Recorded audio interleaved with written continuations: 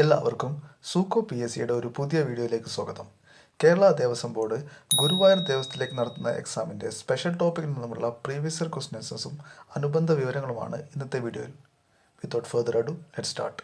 ആദ്യത്തെ ചോദ്യം, ആരുടെ ഭരണകാലത്താണ് ദേവസ്വം ഭരണം സർക്കാർ ഏറ്റെടുത്തത്? ഉത്തരം റാണി ഗൗരി ലക്ഷ്മിബായി. കേരളത്തിലെ ഹിന്ദു ദേവാലയങ്ങൾക്കും അവയുടെ ഭരണക്രമത്തിനും പൊതുവായി നൽകിയിരിക്കുന്ന പേരാണ് ദേവസ്വം എന്നത്. ദേവന്റെ സ്വത്ത് എന്ന അർത്ഥത്തിലാണ് ദേവസ്വം എന്ന പ്രയോഗം പ്രചാരത്തിലുള്ളത്. തിരുവിതാംകൂറിലെ ഹിന്ദു ക്ഷേത്രങ്ങളിൽ കൂടുതലും ഊരാളർ അല്ലെങ്കിൽ കരക്കാർ എന്ന് വിളിക്കപ്പെടുന്ന സ്വകാര്യ മാനേജ്മെന്റ് കീഴിലായിരുന്നു.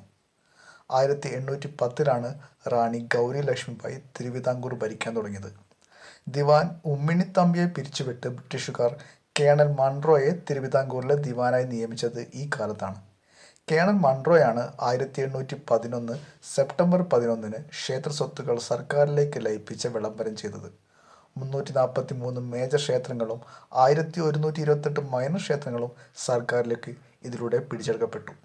അടുത്ത ചോദ്യം, ഫാക്ട് കഥകളി കേന്ദ്രത്തിൻ്റെ സ്ഥാപകനാര്? ഉത്തരം കെ നായർ. കഥകളിക്ക് ആഗോള സ്വീകാര്യത ലഭിക്കുന്നതിന് മുൻകൈ എടുത്ത വ്യക്തിയാണ് കെ നായർ എന്ന മേപ്പള്ളി കേശവപിള്ള മകൻ കൃഷ്ണൻ നായർ.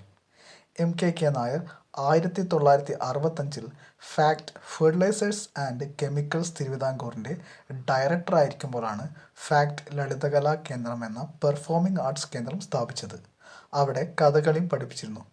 പിന്നീടാണ് ഫാക്ട് ഉദ്യോഗമണ്ഡൽ ക്യാമ്പസിൽ സ്വതന്ത്ര സ്ഥാപനമായി കഥകളി സ്കൂൾ സ്ഥാപിക്കപ്പെട്ടത്.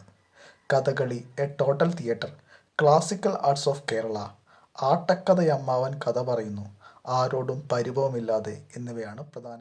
അടുത്ത ചോദ്യം, മഹാക്ഷേത്രങ്ങളിൽ സൂര്യപ്രകാശം ബിംബത്തിൽ പതിക്കും വിധം സൂര്യൻ ഉയരുമ്പോൾ നടത്തപ്പെടുന്ന പൂജയാണ്? ഉത്തരം എത്യത്ത പൂജ.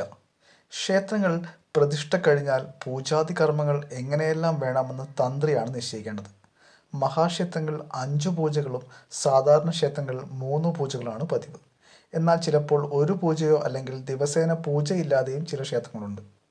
5 പൂജയും 3 ശീവേലിയുമുള്ള ക്ഷേത്രങ്ങളാണ് മഹാക്ഷേത്രങ്ങൾ. മഹാക്ഷേത്രങ്ങൾ 5 നേരമുള്ള പൂജകളാണ് ഉഷപൂജ, എത്യത്ത പൂജ, പന്തിരടി പൂജ, ഉച്ചപൂജ, അത്താഴ പൂജ എന്നിവ. സൂര്യോദയ സമയത്ത് ചെയ്യുന്നതാണ് ഉഷപൂജ. മഹാക്ഷേത്രങ്ങളിൽ ഉഷപൂജ കഴിഞ്ഞ് സൂര്യപ്രകാശം ബിംബത്തിൽ തട്ടുമാറ് സൂര്യൻ ഉയരുമ്പോൾ നടത്തുന്ന പൂജയാണ് എത്യത്ത പൂജ. ഉച്ചപൂജയ്ക്ക് അല്പം മുമ്പ് പഴയ കാലത്തെ നിഴൽ അളന്ന സമയം കാണുന്ന രീതിയിൽ 12 അടി നിഴൽ വരുന്ന അവസരത്തിലുള്ള പൂജയാണ് പന്തീരടി പൂജ. പിന്നെ ഉച്ചപൂജയും അത്താഴ പൂജയാണ് നടത്തുന്നത്. ക്ഷേത്രങ്ങളിലെ ദീപാരാധന ഒരു പൂജയല്ല. ഉച്ചപൂജ കഴിഞ്ഞാൽ അടച്ചിരിക്കുന്ന നട വൈകുന്നേരത്തെ ക്രിയകൾക്കായി തുറക്കുമ്പോൾ ഒരു ആരതി കൊടുക്കുന്നതാണ് ദീപാരാധന. ചോദ്യം, ക്ഷേത്രാചാര വിധി പ്രകാരം നടത്തപ്പെടുന്ന മുളയിടൽ കർമ്മത്തിൽ എത്ര പാലികകളിലായാണ് മുളയിടുന്നത്? ഉത്തരം 16. ക്ഷേത്രത്തിലെ ഉത്സവം, പ്രതിഷ്ഠ തുടങ്ങിയവയുമായി നടത്തുന്ന ആദ്യ ചടങ്ങാണ് മുളയിടൽ. 10 12 തരത്തിലുള്ള ധാന്യങ്ങൾ മുളംപാലിക എന്നറിയപ്പെടുന്ന 16 പാത്രങ്ങളിൽ വിതച്ച് നനച്ച് അവ പൂജിച്ച് മുളപ്പിച്ചെടുക്കുന്ന ചടങ്ങാണ് മുളയിടൽ. 16 പാത്രങ്ങൾ അഥവാ പാലികകൾ വിഷ്ണുവിനെയും വിത്തുകൾ സോമനെയും ആവാഹിച്ചാണ് പൂജിക്കുന്നത്. അടുത്ത ചോദ്യം, ആദ്യം നട തുറക്കുന്ന ക്ഷേത്രം എന്ന വിഖ്യാതമായത് ഏത്? ഉത്തരം തിരുവാർപ്പ്. ഇന്ത്യയിൽ തന്നെ ആദ്യം നട തുറക്കുന്ന ക്ഷേത്രമാണ് തിരുവാർപ്പ് ശ്രീകൃഷ്ണസ്വാമി ക്ഷേത്രം. കോട്ടയം ജില്ലയിലാണ് ഈ ക്ഷേത്രം സ്ഥിതി ചെയ്യുന്നത്. പുലർച്ചെ 2 മണിക്കാണ് ഈ ക്ഷേത്രത്തിൻ്റെ നട തുറക്കുന്നത്. കംസ നിഗ്രഹത്തിന് ശേഷം വിശന്നു വലഞ്ഞു നിൽക്കുന്ന ശ്രീകൃഷ്ണനാണ് തിരുവാർപ്പിലെ പ്രതിഷ്ഠ. പടിഞ്ഞാറേക്കാണ് ദർശനം. ക്ഷേത്രത്തിൽ വിശന്നു വലഞ്ഞിരിക്കുന്ന ഭഗവാനായതിനാൽ നിവേദ്യം മുടക്കാൻ പാടില്ല എന്നുണ്ട്. രാവിലെ പന്തീരടിക്ക് പൂജയ്ക്ക് ശേഷം പുല്ലാട്ട് പൂജ എന്ന വിശേഷാൽ പൂജയും നടത്താറുണ്ട്. ദേവസ്വം അറിയിപ്പിൽ ഉദയാസ്തമന പൂജ എന്നാണ് പുല്ലാട്ട് പൂജയെ വിശേഷിപ്പിക്കുന്നത്. ഇതിൻ്റെ ഭാഗമായി ശ്രീകോവിലിൻ്റെ നട 16 തവണ അടയ്ക്കുകയും തുറക്കുകയും ചെയ്യും. ക്ഷേത്രത്തിലെ ചടങ്ങുകൾക്ക് ഒന്നിനും സമയമാറ്റം പാടില്ലെന്നാണ് വെപ്പ്. നിവേദ്യം മുടക്കാൻ പാടില്ലെന്നതിനാണ് പൂജകൾ മുടക്കം കൂടാതെ നടത്തുന്നത്. ഈ ക്ഷേത്രം ഒഴികെ മറ്റെല്ലാ ശ്രീകൃഷ്ണസ്വാമി ക്ഷേത്രങ്ങളിലും ഗ്രഹണ സമയം വിഗ്രഹങ്ങൾ മൂടി പൊതിഞ്ഞു വയ്ക്കാറുണ്ട്. അടുത്ത ചോദ്യം, കൂത്തിനുപയോഗിക്കുന്ന ഗദ്യ പദ്യ സങ്കലിതങ്ങളായ കൃതികൾ ഏതു പേരിൽ അറിയപ്പെടുന്നു? ഉത്തരം പ്രബന്ധങ്ങൾ ഒരു പാരമ്പര്യ കലയാണ് കൂത്ത്. കൂത്തെന്നാൽ പ്രാഥമികമായി കഥ പറയൽ തന്നെയാണ്. എന്നാൽ വെറുതെ കഥ പറഞ്ഞു പോകുകയല്ല, അവയ്ക്ക് സാഹിത്യമുണ്ട്. ഈ സാഹിത്യത്തെ പ്രബന്ധം എന്ന് പൊതുവിൽ അറിയപ്പെടുന്നു. അതുകൊണ്ട് ഈ കലയെ പ്രബന്ധക്കൂത്ത് എന്നും പറയുന്നു. ഭഗവത് കഥകളിലൂടെ ശ്രോതാക്കളെ ആധ്യാത്മികതയിലേക്ക് നയിക്കുക എന്നതാണ് ഈ കലാരൂപത്തിൻ്റെ അന്തിമ ലക്ഷ്യം. സംസ്കൃതത്തിൽ ഗദ്യപദ്യ രൂപങ്ങളിൽ ഉള്ള ഇവയിലെ സാഹിത്യം വർണ്ണിക്കുകയാണ് കഥ പറയലിലൂടെ ഉദ്ദേശിക്കപ്പെടുന്നത്. അടുത്ത ചോദ്യം, ശങ്കരാചാര്യ സ്വാമികൾ വാദപ്രതിവാദത്തിലേർപ്പെട്ട പണ്ഡിത വരേണ്യനാര്? ഉത്തരം, മണ്ഡന മിശ്രൻ. കുമാരിലഭട്ട ഇന്നത്തെ ആസാമിൽ ജനിച്ച മീമാംസ പണ്ഡിതനും തത്വചിന്തകനുമായിരുന്നു. മീമാംസകളെക്കുറിച്ച് അദ്ദേഹം എഴുതിയ ഉപന്യാസമായ മീമാംസ ശ്ലോകാവർത്തിക പ്രസിദ്ധമാണ്. കുമാരിലഭട്ടയുടെ ശിഷ്യനാണ് മണ്ഡന മിശ്രൻ. കുമാരിലഭട്ടയാണ് ശങ്കരാചാര്യരോട് മഹിസ്മതിയിൽ പോയി തൻ്റെ ശിഷ്യനായ മണ്ഡന മിശ്രനുമായി സംവാദത്തിലേർപ്പെടാൻ ആവശ്യപ്പെട്ടത്.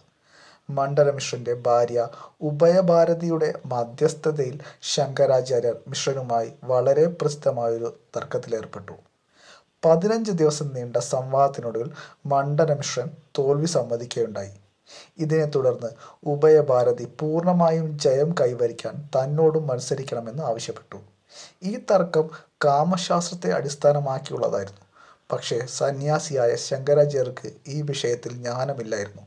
ആയതിനാൽ വിഷയത്തെക്കുറിച്ച് പഠിക്കാൻ അദ്ദേഹം അല്പം സമയം ആവശ്യപ്പെടുകയും തൻ്റെ യോഗസിദ്ധികൾ ഉപയോഗിച്ച് അമരുകൻ എന്ന രാജാവിൽ പരകായ പ്രവേശം നടത്തി ഈ അറിവ് സമ്പാദിക്കുകയും ചെയ്തു. എങ്കിലും പിന്നീട് ഉഭയഭാരതി മത്സരിക്കാൻ വിസമ്മതിക്കുകയും തർക്കത്തിൻ്റെ നിയമപ്രകാരം മണ്ഡന മിശ്രൻ തോൽവി സമ്മതിച്ച് സുരേശ്വരാചാര്യ എന്ന പേരിൽ സന്യാസം സ്വീകരിക്കുകയും ചെയ്തു. അടുത്ത ചോദ്യം, ശുക്ല യജുർവേദ ബ്രാഹ്മണം ഏത്? ഉത്തരം, ശതപഥ ബ്രാഹ്മണം. യജുർവേദം 4 വേദങ്ങളിലൊന്നാണ്. യജുർവേദ സംഹിതയിൽ വേദകാലഘട്ടത്തിലെ മതത്തിൻ്റെ യാഗങ്ങൾ അനുഷ്ഠിക്കാൻ ആവശ്യമായ ആരാധനക്രമം അഥവാ മന്ത്രങ്ങൾ അടങ്ങിയിരിക്കുന്നു. യജുർവേദത്തിൻ്റെ 2 പ്രാഥമിക സംഹിതകളാണ് ശുക്ല സംഹിതയും കൃഷ്ണ സംഹിതയും. രണ്ടിലും ആചാരങ്ങൾക്ക് ആവശ്യമായ വാക്യങ്ങളാണ് അടങ്ങിയിട്ടുള്ളത്. വേദസംഹിതകളിൽ വിവരിച്ചിരിക്കുന്ന ആചാരങ്ങളുടെയും അനുഷ്ഠാനങ്ങളുടെയും വിശദീകരണങ്ങൾ നൽകുന്ന വിപുലമായ ഗ്രന്ഥങ്ങളാണ് ബ്രാഹ്മണങ്ങൾ. ശുക്ല യജുർവേദത്തിൽ ശതപഥ ബ്രാഹ്മണം എന്ന ബ്രാഹ്മണ ഗ്രന്ഥം ഉണ്ട്. പ്രപഞ്ചത്തിൻ്റെ ഉത്ഭവം, വേദ ആചാരങ്ങളുടെ ദാർശനിക അടിത്തറ എന്നിവയുൾപ്പെടെ വിപുലമായ ആചാര നിർദ്ദേശങ്ങളും ദൈവശാസ്ത്ര ചർച്ചകളും നൽകുന്ന ഏറ്റവും സമഗ്രമായ ബ്രാഹ്മണങ്ങളിൽ ഒന്നാണ് ശതപഥ ബ്രാഹ്മണം. കൃഷ്ണ യജുർവേദമായി ബന്ധപ്പെടുത്തിയിരിക്കുന്ന ബ്രാഹ്മണമാണ് ഐത്തരീയ ബ്രാഹ്മണം. ഇതിൽ പ്രസിദ്ധമായ അശ്വമേധയാഗം ഉൾപ്പെടെയുള്ള വിവിധ യാഗങ്ങളെക്കുറിച്ചുള്ള നടപടിക്രമങ്ങൾ പറയുന്നുണ്ട്. അടുത്ത ചോദ്യം, വേദമന്ത്രങ്ങളിലെ പദങ്ങൾ മറിച്ചും തിരിച്ചും ചൊല്ലി ക്രമമുറപ്പിക്കുന്ന രീതിയാണ്. ഉത്തരം, ജടാപാഠം. വേദമന്ത്രങ്ങളുടെ അർത്ഥവും ക്രമവും ഉറപ്പിക്കുന്നതിനുള്ള പഠനരീതികളിലൊന്നാണ് ജടാപാഠം. വേദത്തിൽ അക്ഷരം, പദം, പാദം മുതലായതിന് കാലാന്തരത്തിലോ ദേശാന്തരത്തിലോ മാറ്റമുണ്ടാവാതിരിക്കാൻ കരുതി അതിൻ്റെ ശബ്ദരക്ഷയ്ക്കായി അനേകം നിഷ്കർഷങ്ങൾ ആദ്യകാലം മുതൽക്കേ ചെയ്തു വന്നിരുന്നു. ഇവയാണ് പദപാഠം, ക്രമപാഠം, ജടാപാഠം, ഘനപാഠം എന്നിങ്ങനെ 4 തരം പാഠങ്ങൾ. വേദസംഹിതയിലുള്ള എല്ലാ വാക്കുകളെയും സന്ധിയിൽ നിന്നും സമാസത്തിൽ നിന്നും വേർപെടുത്തി പ്രത്യേകമായി എടുത്തിട്ടുള്ളതാണ് പദപാഠം. പദപാഠത്തിലെ ഓരോ വാക്കുമെടുത്ത് അതിൻ്റെ മുമ്പിലത്തെ വാക്കും പിമ്പിലത്തെ വാക്കും കൂട്ടിച്ചേർത്തുള്ള പാഠമാണ് ക്രമപാഠം. അടുത്ത ചോദ്യം, പൂജാതി കാര്യങ്ങൾക്ക് ഉപയോഗിക്കുന്ന പഞ്ചഗവ്യത്തിലെ ചാണകം എന്തിനെ പ്രതിനിധീകരിക്കുന്നു? ഉത്തരം, പൃഥ്വി. ഭാരതീയർ ഔഷധമായി കരുതുന്ന ഒരു വസ്തുവാണ് പഞ്ചഗവ്യം. ഗവ്യം എന്നാൽ ഗോവിൽ നിന്ന് ഗമിക്കുന്നത് അല്ലെങ്കിൽ പശുവിൽ നിന്ന് ഉണ്ടാകുന്നത് എന്ന് അർത്ഥം.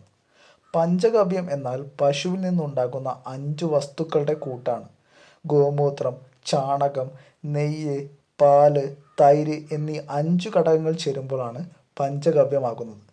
പാൽ ആകാശത്തെയും, നെയ്യ് വായുവിനെയും, തൈര് അഗ്നിയെയും, ഗോമൂത്രം ജലത്തെയും, ചാണകം ഭൂമി അഥവാ പൃഥ്വിയെയും പ്രതിനിധാനം ചെയ്യുന്നു. പഞ്ചഗവ്യം എല്ലാം ഒരു പശുവിൽ നിന്നായാൽ ഉത്തമം എന്ന് കരുതുന്നു. അത് കറുത്ത നാടൻ കപില പശു ആയാൽ അത്യുത്തമം എന്നാണ് കരുതുന്നത്. അടുത്ത ചോദ്യം, പഞ്ചലോഹ വിഗ്രഹത്തിൽ ഉൾപ്പെടാത്തത് ഏത്? ഉത്തരം, പിച്ചള. വിഗ്രഹങ്ങൾ ഉണ്ടാക്കുവാൻ ഉപയോഗിക്കുന്ന ഒരു ലോഹക്കൂട്ടാണ് പഞ്ചലോഹം. ഭാരതീയ വാസ്തുവിദ്യയിലും ശില്പകലയിലും പ്രധാനമാണ് പഞ്ചലോഹത്താൽ നിർമ്മിക്കുന്ന വസ്തുക്കൾ. പഞ്ചലോഹം എന്നറിയപ്പെടുന്നത് 5 ലോഹങ്ങളുടെ മിശ്രിതമാണ്. ഇരുമ്പ്, വെളുത്തീയം, ചെമ്പ്, സ്വർണം, വെള്ളി എന്നിവയാണിവ. കേരള ദേവസ്വം ബോർഡ് എക്സാമുകൾക്കുള്ള സ്പെഷ്യൽ ടോപ്പിക്കിൽ നിന്നുള്ള പ്രീവിയസ് ഇയർ ക്വസ്റ്റ്യൻ ആൻസേഴ്സും അനുബന്ധ വിവരങ്ങളുമാണ് ഇന്നത്തെ വീഡിയോയിൽ നമ്മൾ ഡിസ്കസ് ചെയ്തത്. വീഡിയോ ഇഷ്ടപ്പെട്ടാൽ ലൈക്ക് ചെയ്യാനും ഷെയർ ചെയ്യാനും മറക്കരുത്. എല്ലാവർക്കും സൂക്കോ PSCയുടെ നന്ദി, നമസ്കാരം.